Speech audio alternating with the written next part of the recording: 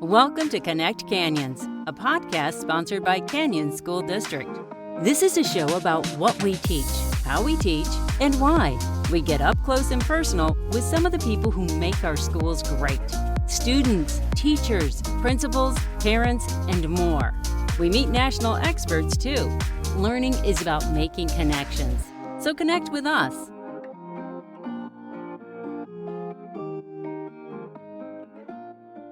Here at Canyon School District, our teachers are not only talented inside the classroom, helping keep us the top district in the state, but they also have some hidden talents many may not know about. Welcome to Connect Canyons. I'm your host, Francis Cook. In this episode, we're sitting down with one of our educators whose talent far exceeds the classroom. I'm joined now by RaNae Dalgleish, fine arts teacher at Hillcrest High School. RaNae, thank you so much for joining us. Oh, it's so good to be here. Thanks for having me. Of course. I'm excited. Other than teaching our aspiring musical artists, up until this year, you were actually a member of the Tabernacle Choir at Temple Square with the Church of Jesus Christ of Latter-day Saints. Absolutely. How long were you a member? So I was in 2015 to 2023, August 2023. So just until recently. Just barely out. So let's go back to the very beginning of you joining the Tabernacle Choir. What made you want to join? Wow. I kind of grew up a violinist, and so I actually didn't know I could sing until past college. And then I had a really strange series of events that led me to teach choir. And I kind of thought, oh, man, what am I doing teaching choir? I probably should take some voice lessons. So I started doing that and was encouraged to audition. And I actually ended up auditioning 3 times before I got in. And I was just so thrilled and so honored when I finally did make it. I've heard the audition process is quite the intense undertaking. Can you walk us through that? It was something. It's a year-long process. Wow. And you first do a recording of yourself. You send that into them, and then they screen those. And, I mean, they have hundreds and hundreds of people audition. And they screen those. And then if you're one of the lucky few that get called back, you get to go in and take a theory test that lasts 3 hours. 3 hours worth of theory was just nuts. We're all sitting there sweating, and there are probably about 50 people they call back to do the theory test. Yeah. Then they do, if you get an 80% or above on the theory test, which tests your oral skills and written theory knowledge and all of that stuff. And if you're lucky enough to get called back after that, you do a live interview and a live audition in front of Mac Wilberg and Ryan Murphy. Wow. Which was a complete, total out-of-body experience for me. And anyone who goes through that will say the same. I went out of that room and I thought, oh, what did I just do? What in the world just happened? And so in my choir school class, there were 26 of us that made it in that year. Wow. So they have, after you make it into the choir, you're really not in the choir. They put you through an intense choir school for 3 months. Oh, wow. And then by the end of that experience you've had 100% attendance and you've passed choir school, they let you be in the choir. So really from start to finish, it's almost a year in the auditioning. It's quite the vetting process. Yeah, it is. Which is understandable. I mean, the choir has such a massive following. Yeah. You go on world tours now and then. Can you talk about what that's like to take your music and visit such unique places? It was incredible. The first year I was in the choir in 2016, we got to go on a European tour. And we spent 3 weeks in Germany, and we ended up in France. And just the experiences along the way and the concert halls we got to sing in, the venues were exquisite. In Vienna, we got to perform in the hall that Brahms himself conducted in, and just singing in those spaces that were so magnificent. Where there aren't words to describe how that felt.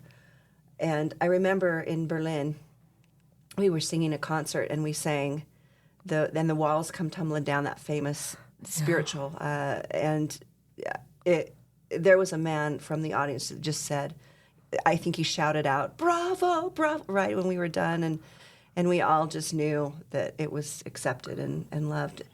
Europe is hard. They're pretty hard on their musicians there. Mm-hmm. They expect a lot. And we were told going in that we wouldn't maybe get a standing ovation or, we might get some polite applause. And the crowds immediately were on their feet just shouting for That's joy. great. And it was an incredible experience. Well, I was going to ask if you prefer performing at the conference center or abroad, but that sounds just abroad. Yeah. and people are always appreciative of the choir, and you know that your music has reached them, but European audience, going in knowing that they're very tough on musicians and expect a lot to get that response was was very cool.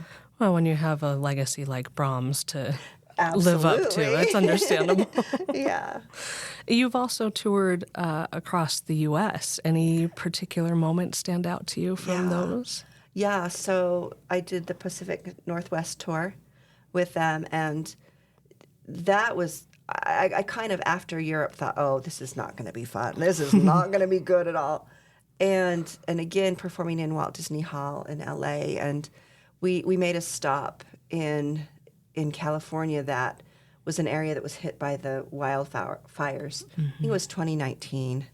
So obviously it was before COVID, but we got to see people that were really in need of the music.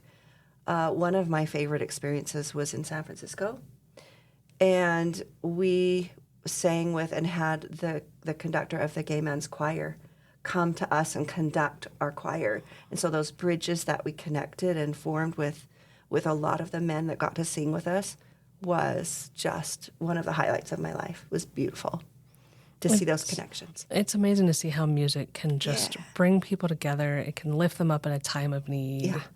Yeah. Sorry, I get a little emotional about it, but it was pretty stunning, and to sing and let them, they sang.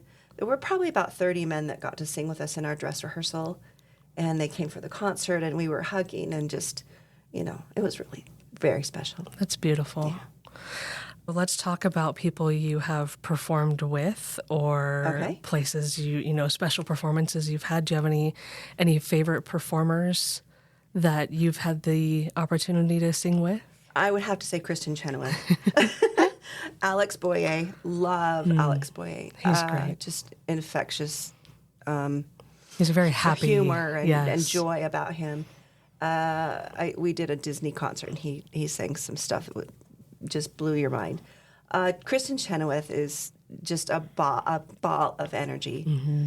And to be that close with her, I got to stand maybe second row, and so I was pretty close to her. And just her talent is off the charts as far as, just the style that she can have for any kind of piece that she sings.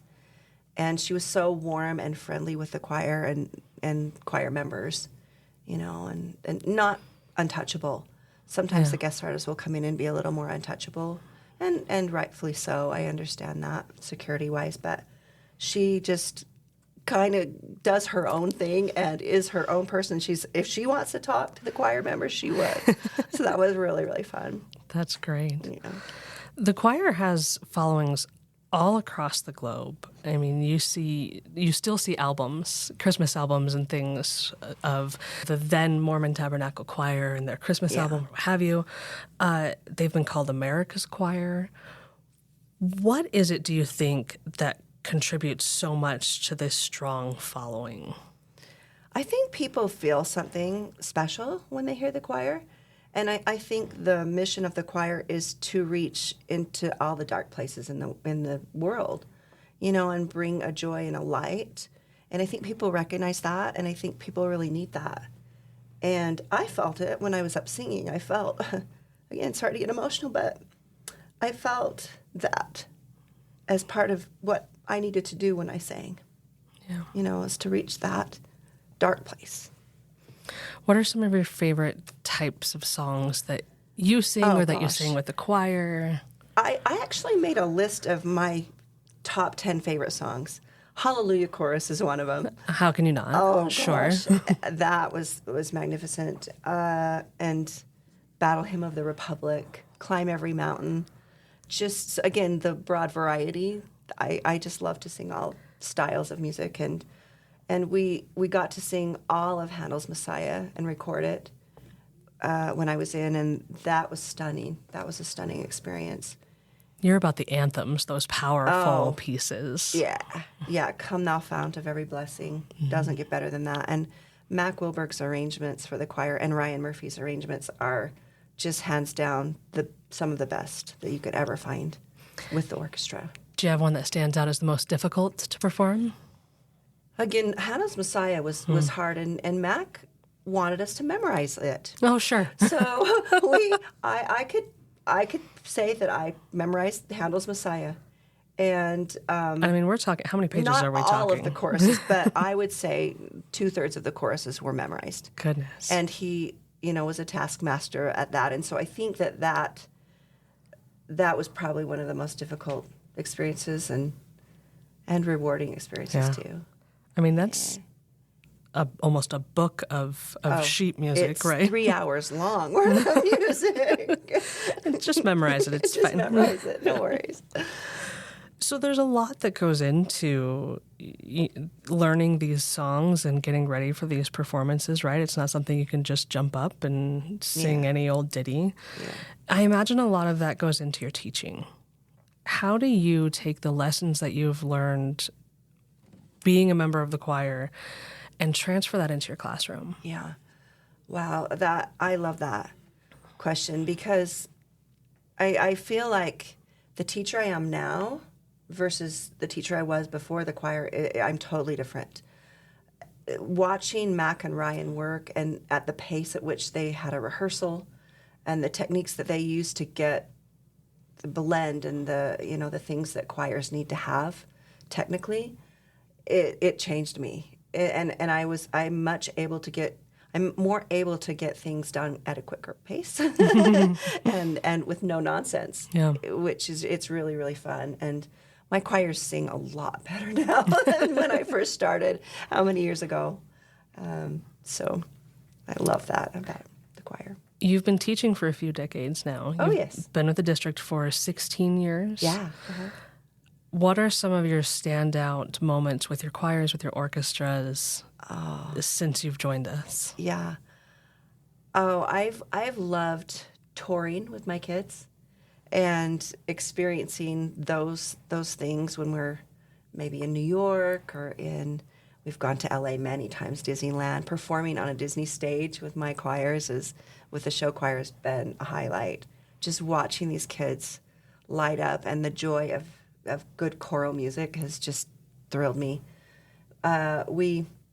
We've had some crazy experiences along the way too, with kids, and I'll never forget kids, leaving stuff behind on the trips, or have you got your tie? Oh wait, no, we don't have all our costume pieces.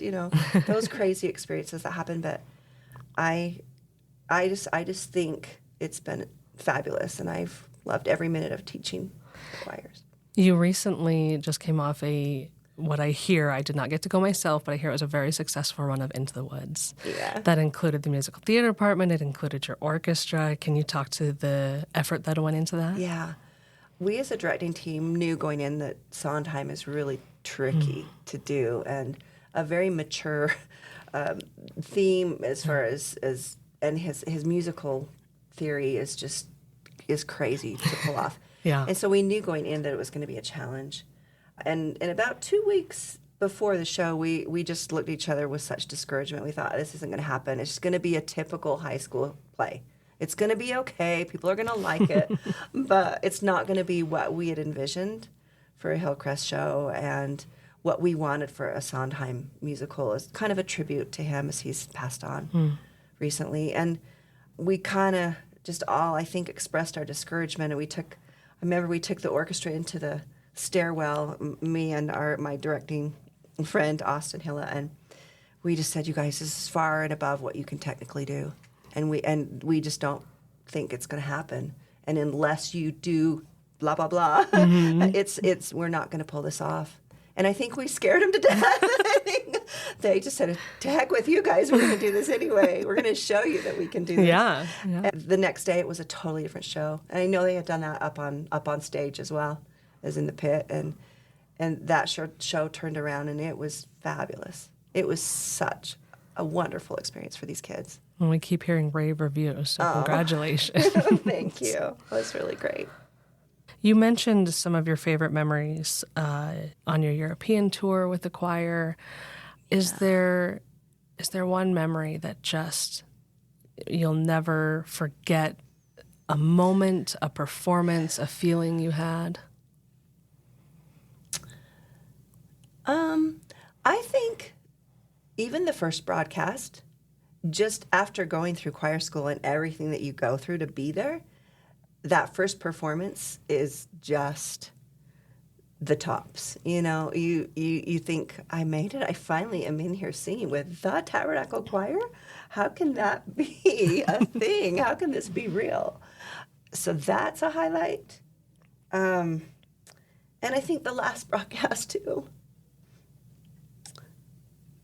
As hard as it was, it's something I'll always cherish, you know, because you know that you did your best. And it was a heavenly experience on earth. It's, again, quite an accomplishment. It's, like you mentioned, there's so many people that audition and go through this grueling process just to get to choir school and be able to jump on stage and experience that. Tell me, is there a lesson that you would just put out from your time in the choir, your time as a choir teacher? What would you say to anyone who thinks, oh, I don't know, should I audition? You know, what should I do? Gosh, I'm a really shy person.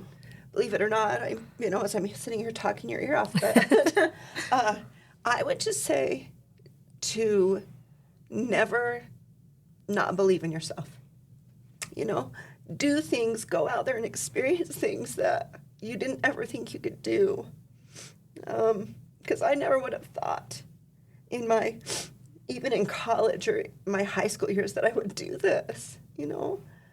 I'm so grateful that I didn't give up after 3 times auditioning. Oh my goodness.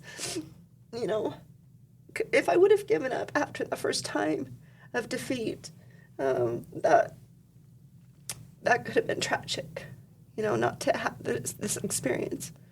Again, sorry for being emotional. No. Gosh, it kind of came out of nowhere. It's beautiful to see, again, the impact that music can have on our lives. Oh, and for sure.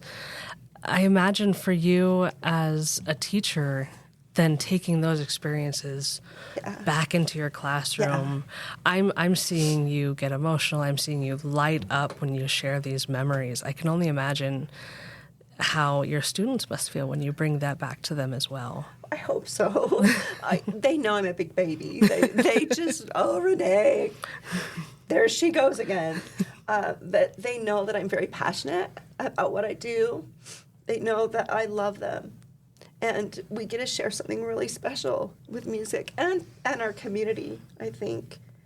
And right now I'm in the middle of a Christmas season where we go out and take our show to rest homes and to nursing, facilities and the hospitals and places that people don't get to get out and come to the concerts or come to the auditorium at the school.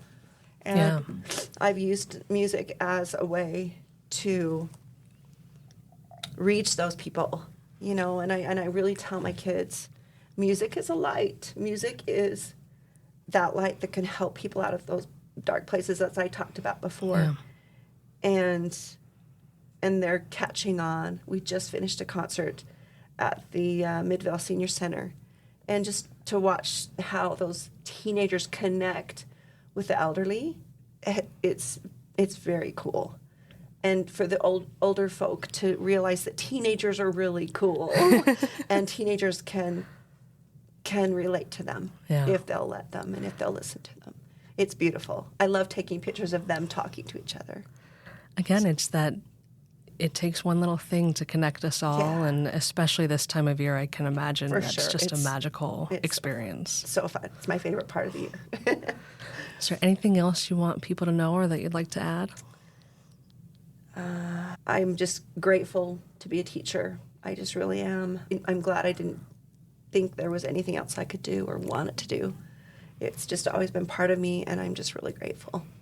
So thank you for having me today. Oh, thank you for joining us. It sounds like you are passionate about what you do, and you can see that passion then is transferred to your students and everything that they do. And hopefully they see that, like you, if you don't give up, you can achieve your dreams. Absolutely. Well, thank you for listening to Connect Canyons. If there's a topic you'd like to hear discussed on the podcast, you can send us an email to communications@canyonsdistrict.org. Thanks for listening to this episode of Connect Canyons. Connect with us on Twitter, Facebook, or Instagram @Canyons District, or on our website, canyonsdistrict.org.